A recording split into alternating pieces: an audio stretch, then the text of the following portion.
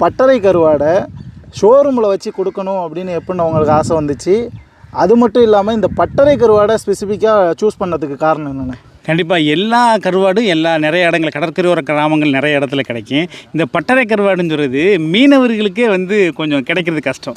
அப்படி உள்ள இந்த பட்டறை கருவாடை எல்லா தரப்பு மக்களும் கொண்டு போகணும், இதே மாதிரி ஹைஜீனிக்காக கொண்டு போய் சேர்க்கணும் அப்படின்றக்காக நான் முயற்சி எடுத்து தான் இந்த பட்டறை கருவாடை நான் வெளியே கொண்டு வந்தேன்.